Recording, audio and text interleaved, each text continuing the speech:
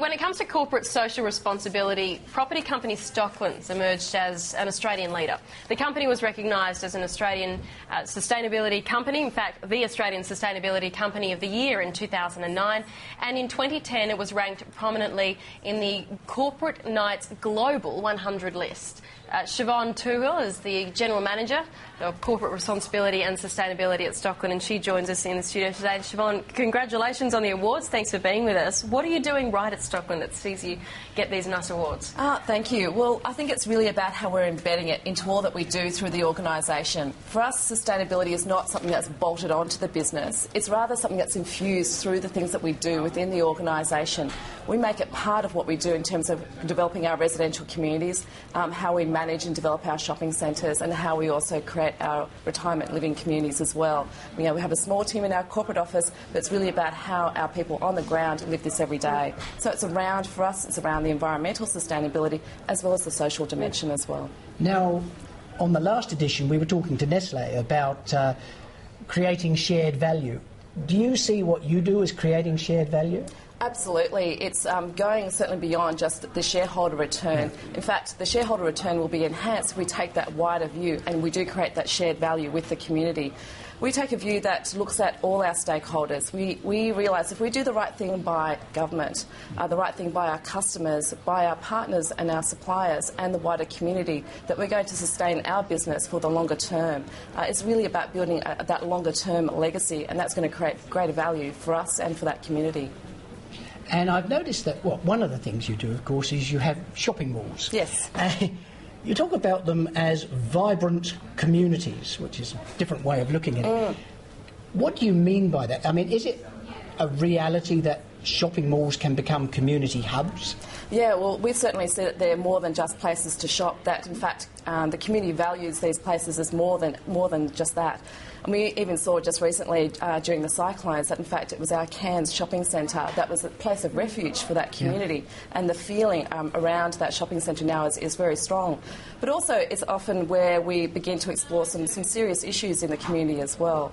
Up in North Queensland, sometimes there are challenges with young people in shopping centres and in the wider community. We've looked at initiatives around how we can support young people. We've run a program called Stop Motion, where we ran a program around young people and showing them around how to make films. And it was a really exciting initiative where we showed their films in our cinema in the complex. And that was based out of the shopping mall? Absolutely, out of the shopping mall, but tackling a wider issue in the community.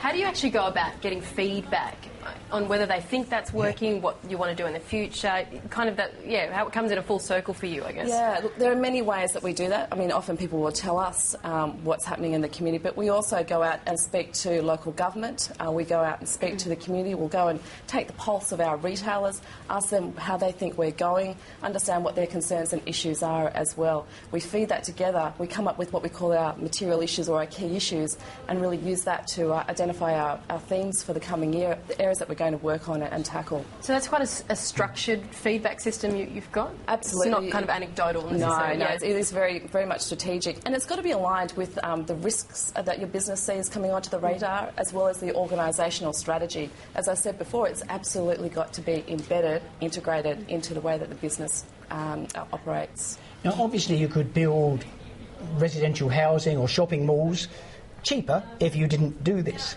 So do you think there is a real value that comes to you from this engagement in corporate responsibility, sustainability? Yeah, absolutely. Look, certainly, I mean, you think about sustainability, people will say, well, creating a more sustainable house or a more sustainable office building is going to cost you more money.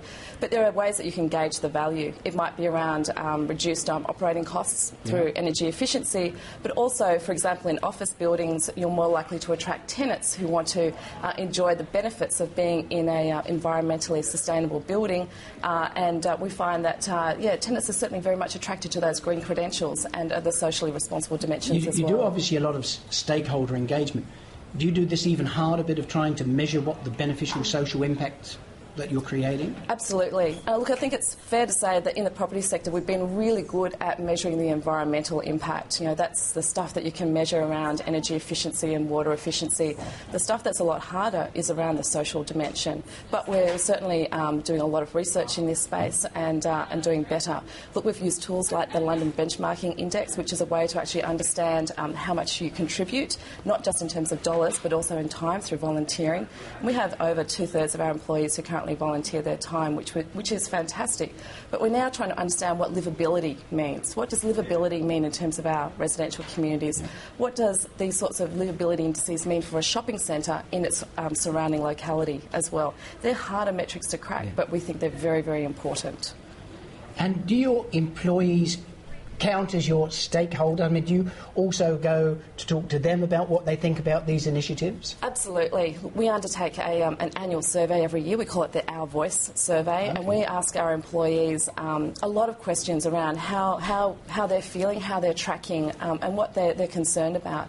They tell us that environment and social sustainability matters are very, very key concerns for them, but we also get fantastic results. Certainly over the last few years, the results have been outstanding, and well into the 90% of people caring about the environment and the social dimension and seeing that the business is doing something about these sorts of issues as well. We know that they're key contributors to what we call employee engagement, and that keeps people in the business and attracts potential employees into the organisation as well. In all of this stakeholder engagement, what are you understanding as the reaction so far to the carbon tax, which all businesses are now going to be trying to prepare for? I knew she was going to sneak that one. It's interesting for us, you know, as a property business. The impact for us is going to be around rising electricity costs. It's fair, energy costs have actually been going up already, and this is going to lift those even further.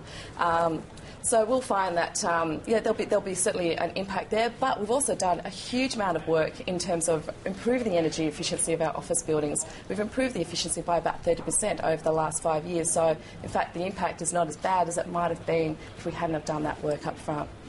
So your employees, obviously, you do a voice survey, you know what they think of your external initiatives. When you look at your corporate responsibility, sustainability, do you also look at what you're doing for your employees? Is that part of the suite? Absolutely. So, you know, it's more than just the environmental and social pieces that we do out on our projects, but how we actually look after our employees, you know, how we remunerate them fairly, how do we engage them around what they could do in the office around sustainability initiatives, making sure that we do have a green workplace, that we walk the talk in terms of how we work in our workplace. In fact, our workplace in Sydney was the first 6-star Green Star office in Australia.